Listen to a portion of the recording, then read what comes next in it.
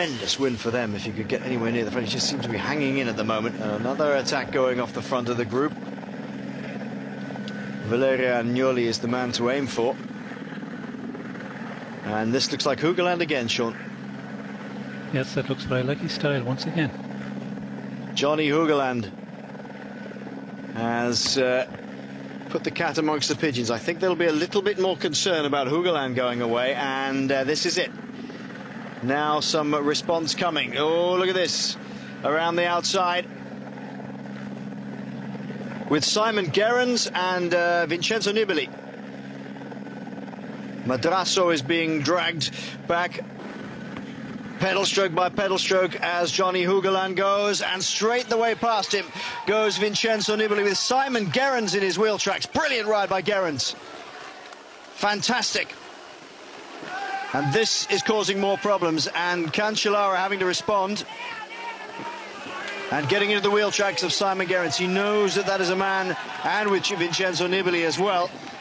This is the attack, Sean, the real one. Yes, well, we can see Nibali putting in a big attack there, and Gerrans, you know, following very well. Cancellara coming across very strong, and you know, taking up the pace at the moment.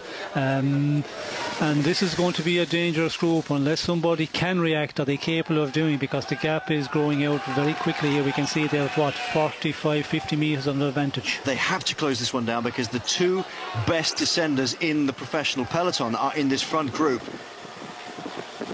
Fabian Cancellara and Vincenzo Nibali, and Gerrans is no slouch either. In the sprint, you'd have to pick Gerrans if they got to the line together, but I doubt that's going to happen the way this is going. And Gerrans has really got to hang tough on this one. The Australian national champion has Vincenzo Nibali in his wheel, and it was Matti Brecel and Oscar Freire, I think, who were doing the chasing. 1, 2, 3, 4, 5, 6, 7, 8, 9 behind. And here we go. This is the descent of both Nibali and Cancellara. Can go downhill like a stone. And it's Katusha doing the chasing. Brecel, I think, is out of it at the moment. And Freire is having to come back at this one. This is a difficult one for Zag, and he just follows the wheel, I think, of Freire if he possibly can. He's still not got too much of a gap. But I wouldn't put it that you're going to have to go really, really well to keep these guys in check. Yes, and 4 or 5 seconds in advantage I make it, but again we can see the Katusha rider on the front, and he is going to give it everything. If he's a good ascender, well then he you know, can keep this gap to the minimum. But with Cancellara on the front, as you say, you know, he can descend real fast, but they need to take out 10-12 seconds before they get to the bottom of the Poggio. Otherwise this group is very big. We can see there's at least, you know, 7 or 8 riders chasing, and then a group of riders just a little bit further back, so it's going to be a difficult one for 3 leaders to hold off.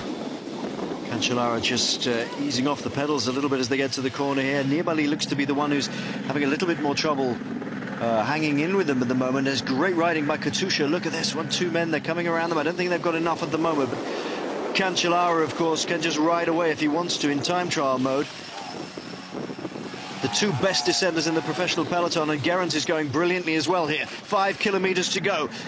Cancellara right behind the motorcycle, taking as much advantage of that as he possibly can.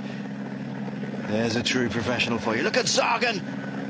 Peter Sagan, third in this little group here.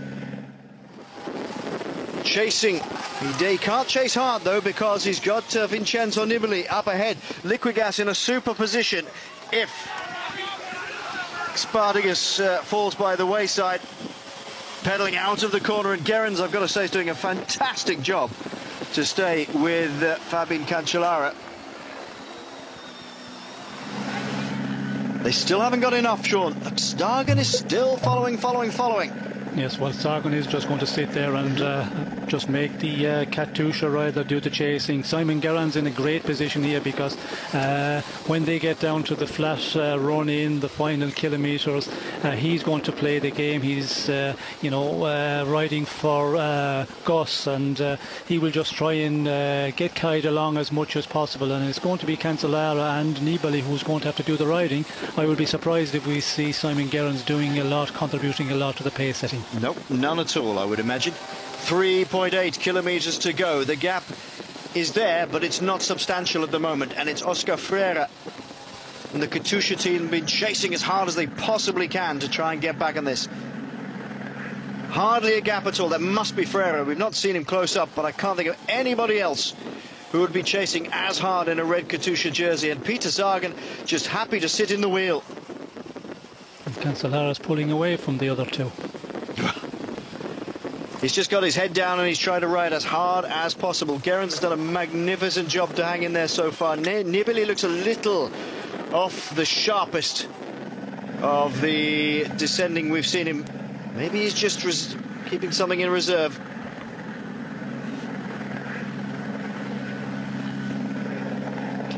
Three kilometers to go in this longest of races in the calendar. The sun is now shining, the wind has dropped slightly, and it's become less of a problem for these riders. Gerrans second here. Oh, they're slowing down now as they come in towards the finish. Well, they can't afford to play cat and mouse, so they're both going to sit. Nibali and Gerrans are going to sit on Fabian Cancellara. He's going to time trial it towards the end. There's not enough gap for them to start playing cat and mouse. Freire and Peter Sagan are just behind. There's Freire's team. Sagan, and is that Degenkolb who's in there as well? That's magnificent riding by Degenkolb. 12 seconds they've got. Cancellara has got his head down, the four-time world time trial champion. Gerrans in a magnificent position. Simon Gerrans has done so well this year. He's come into this Green Edge team with the national champions jersey of Australia on board. And this is the chasing bunch. And it's Katusha being left to do all the work. And where is Van? I think Van Avermaet is in there as well from BMC. 1.8 kilometers to go. Oh, that's the train you want to be in. Gerrans looks to see where Nibali is, and he's not. He's coming forward, doing a little bit of work here, but not much. He needs to keep it going. He's got to take some sort of turn. Nibali is just sitting there, Sean. Yes, Nibali is sitting, and surprising that I thought he would be the one that would maybe take a pull on the front, but it's Gerrans who is doing it at the moment. And the advantage we see there, 12 seconds, the last one is coming down a bit, but still they have quite a nice advantage, with Cancellara really keeping it going and pushing on big time. He's the man you want, isn't he? If you want to keep it going and have the descent as well as Fabian Cancellara, you would have Simon Gerrans for me in the best position here at the moment. Nibali's going to try and spring one, that's for sure. Sprinting is well, it's all right, but you know, it's not a patch on Gerrans, who is pretty quick from this small group. Mind you, so is Cancellara. Under the 1 kilometer to go banner. Three men have taken the fight to the rest of the group on the Poggio. It's Cancellara, Gerrans, who eases off the pedals. Cancellara just weaving slightly. Surely Nibali will take a flyer at this one. I don't think Gerrans is going to let it get too far, because they're dragging them back. Looks over his shoulder, Fabian Cancellara, not the position he would like to be in, but he's always going to be a marked man for this sort of thing. Around the last bends for our leading trio, and here come Katusha. Hunting them down. Will Oscar get to them in time? It's so close.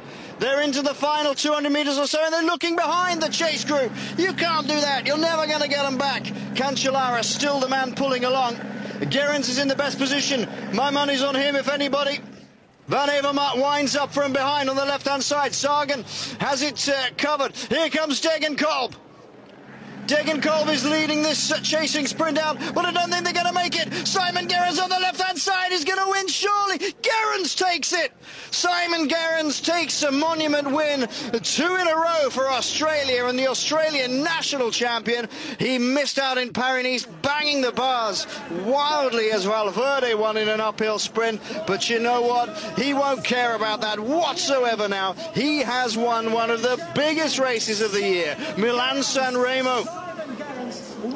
That is a marvellous victory, and he stayed with Fabian Cancellara on the descent. I've got to say that it was a wonderful piece of descending, and he got across. He saw the move go by Hoogerland,